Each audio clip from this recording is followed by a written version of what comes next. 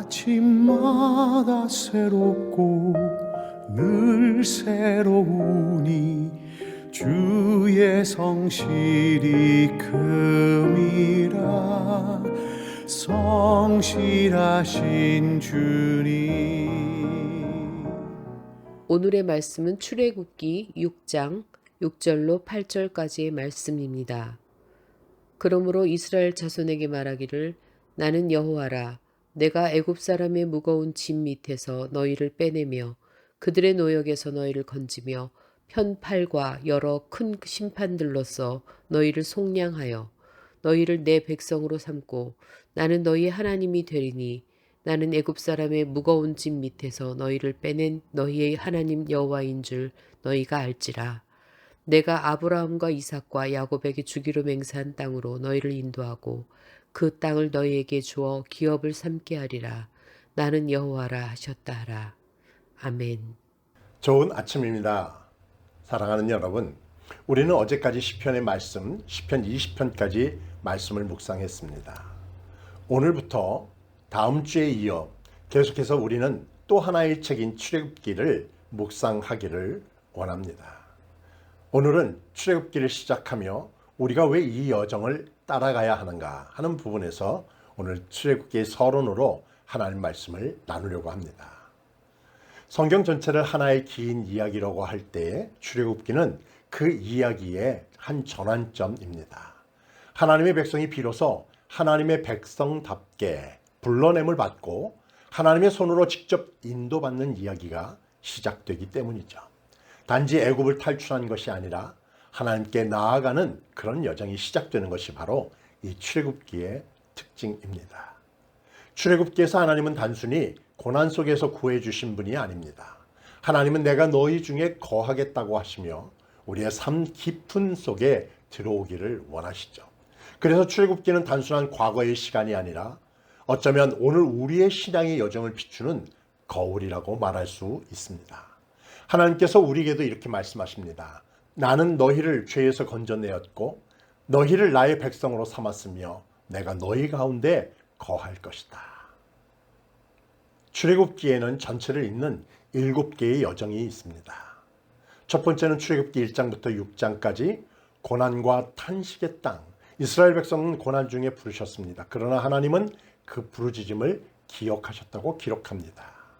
출애굽 강한 손으로 건지신 출애굽기 7장부터 15장입니다.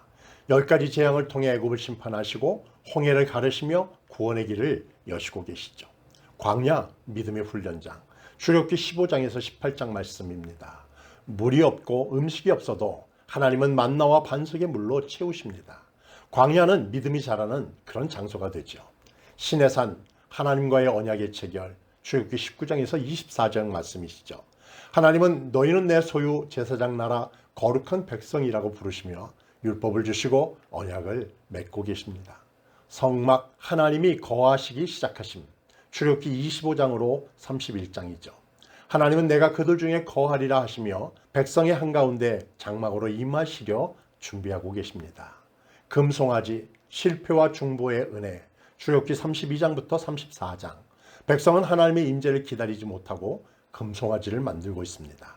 그러나 모세의 중보 기도로 하나님의 은혜가 다시 흐르게 되죠. 영광의 임재 완성된 성막, 출애굽기 35장으로 40장 말씀입니다.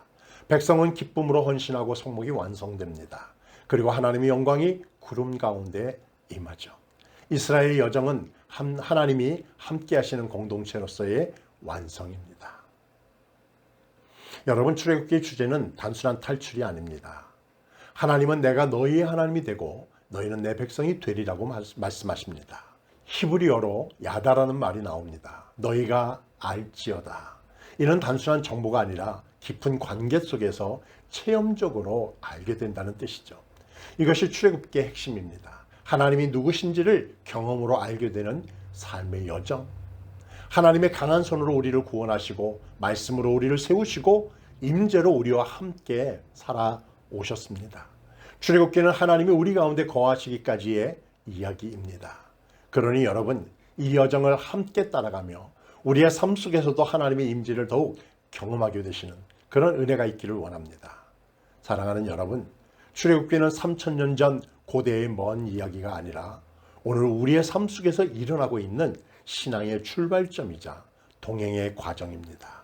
고난 속에서 시작된 한 백성의 이야기는 하나님의 임재로 완성되어지는 그런 이야기이죠. 이제 우리도 이 여정 앞에 함께 서보기를 원합니다. 하나님은 오늘도 우리를 불러내시고 우리를 그분의 백성으로 삼으시며 우리 가운데 거하시기를 원하십니다.